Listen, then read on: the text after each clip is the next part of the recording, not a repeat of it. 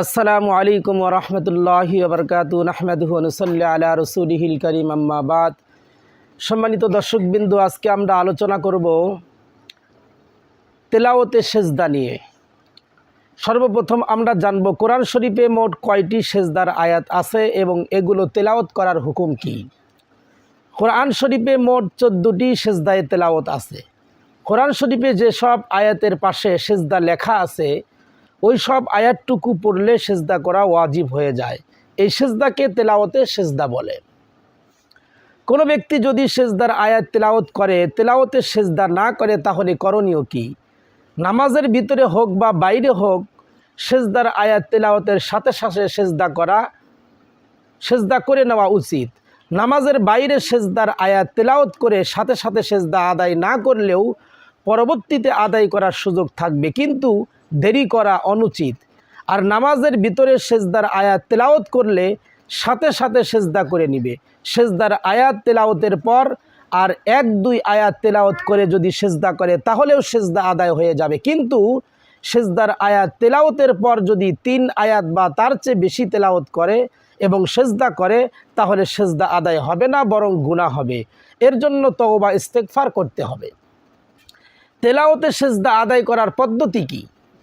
তেলাওয়াতে সেজদা আদায় করার পদ্ধতি হলো নামাজের সকল শর্তসহ তথা শরীর, কাপড় ও সেজদার স্থান পবিত্র থাকা অবস্থায় অজুসহ কিবলামুখী হয়ে আল্লাহু আকবার বলে সরাসরি সেজদায় চলে যাবে।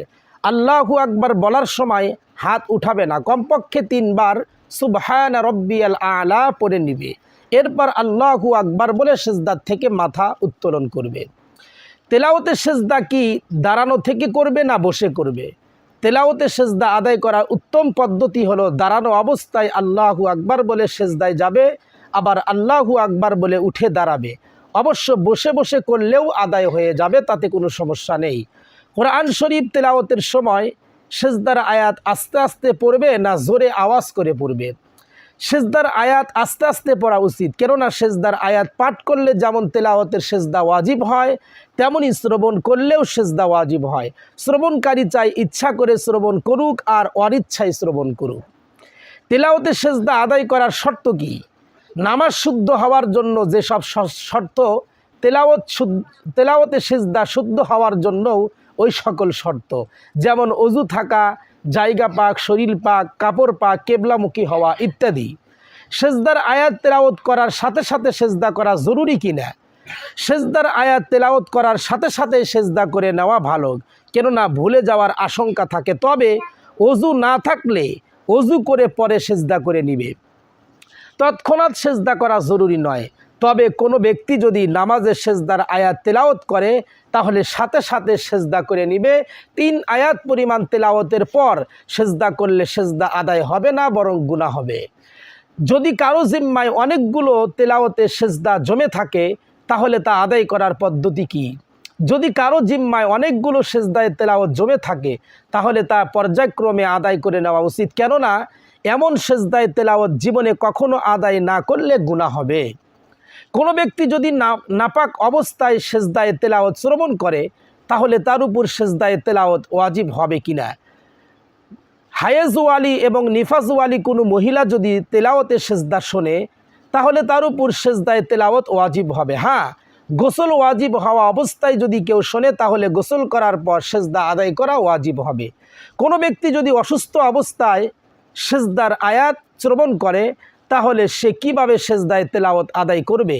অসুস্থ ব্যক্তি যদি স্বাভাবিকভাবে সেজদা করতে না পারে তাহলে নামাজের সেজদার ন্যায় ইশারা করে তেলাওয়াতের সেজদা আদায় করবে। নামাজের মধ্যে কোনো ব্যক্তি যদি সেজদার আয়াত তেলাওয়াত করে তাহলে কখন সেজদা আদায় করবে? নামাজের মধ্যে সেজদার আয়াত তেলাওয়াত করার সাথে সাথেই সেজদা করে নেবে। এরপর অবশিষ্ট সূরা সমাপ্ত করে রুকুতে যাবে। অবশ্য সেজদার আয়াত তেলাওয়াতের পর যদি আরও 1-2 আয়াত তেলাওয়াত করে সেজদা করে তবুও সেজদা আদায় হয়ে যাবে। এর চেয়ে বেশি তেলাওয়াত করে যদি সেজদা করে তাহলে সেজদা আদায় হবে না, বরং গুনাহ হবে। কোনো ব্যক্তি যদি নামাজের সেজদার আয়াত তেলাওয়াত করে সেজদা না করে তাহলে তার হুকুম কি? নামাজে পঠিত সেজদার আয়াতের সেজদা নামাজেই আদায় করতে হবে এবং তেলাওয়াতের সাথে সাথেই আদায় করতে হবে। নামাজের বাইরে আদায় করলে আদায় হবে না। এমনইভাবে সেজদার আয়াত তেলাওয়াত করে অতিরিক্ত 3 আয়াত তেলাওয়াতের পর সেজদা করলেও সেজদা আদায় হবে না, বরং গুনাহগার হবে। তওবা ইস্তেগফার ছাড়া ক্ষমা পাওয়ার কোনো উপায় নেই। অতঃপর কোনো ব্যক্তি যদি নামাজের সেজদার আয়াত তেলাওয়াত করার পরে সেজদা না করে থাকে, তাহলে তার করণীয় হলো খালেস দিলে আল্লাহর কাছে ক্ষমা চাওয়া এবং তওবা করা। সেজদার আয়াত পড়ার সাথে সাথে কোনো ব্যক্তি যদি রুকুতে চলে যায়, তাহলে তেলাওয়াতের সেজদা আদায় হবে কিনা। সেজদার আয়াত তেলাওয়াত করে সাথে সাথে যদি রুকুতে চলে যায় এবং তেলাওয়াতের সেজদা আদায় করার নিয়ত করে, তাহলে সেজদা আদায় হয়ে যাবে। আর যদি রুকুতে তেলাওয়াতের সেজদা আদায় করার নিয়ত না করে, তাহলে সেজদার মধ্যে নিয়ত ছাড়াই তেলাওয়াতের সেজদা আদায় হয়ে যাবে। নামাজের মধ্যে কোনো ব্যক্তি যদি অন্যের মুখে সেজদার আয়াত শ্রবণ করে, তাহলে সে কিভাবে তেলাওয়াতের সেজদা আদায় করবে? নামাজের মধ্যে তেলাওয়াতের সেজদা আদায় করা যাবে না, বরং নামাজ শেষ করে ওই ব্যক্তি তেলাওয়াতের সেজদা আদায় করে নেবে। কোনো ব্যক্তি যদি একই সেজদার আয়াত বারবার তেলাওয়াত করে, তাহলে কয়টি সেজদা ওয়াজিব হবে?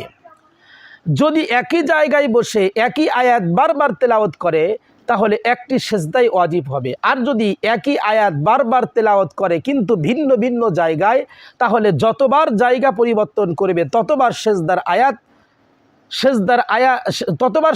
আদায় করতে হবে। আর যদি একই জায়গায় বসে একাধিকবার সেজদার আয়াত তেলাওয়াত করে, তাহলে যতগুলো সেজদার আয়াত তেলাওয়াত করবে ততগুলো সেজদা আদায় করতে হবে। এক ব্যক্তি একটি সেজদার আয়াত বসে তেলাওয়াত করার পরে ওই স্থানে দাঁড়িয়ে যদি উক্ত আয়াত আবার তেলাওয়াত করে, এখন তার উপর কয়টি সেজদা করতে হবে? যদি সে ব্যক্তি স্থান পরিবর্তন না করে, বরং একই জায়গায় বসে একবার আয়াত তেলাওয়াত করলো, আবার ওইখানে দাঁড়িয়ে একই পঠিত আয়াতটি কয়েকবার তেলাওয়াত করে, তাহলে একটি সেজদাই ওয়াজিব হবে। কোনো ব্যক্তি এক স্থানে বসে সেজদার আয়াত তেলাওয়াত করলো, এরপরে উঠে কোনো কাজে চলে গেল, আবার ওই স্থানে এসে ওই পঠিত আয়াতটি তেলাওয়াত করলো, এখন তার উপর কয়টি সেজদা ওয়াজিব হবে? এমন ব্যক্তির উপর 2টি সেজদা ওয়াজিব হবে, কেননা সে স্থান পরিবর্তন করেছিল।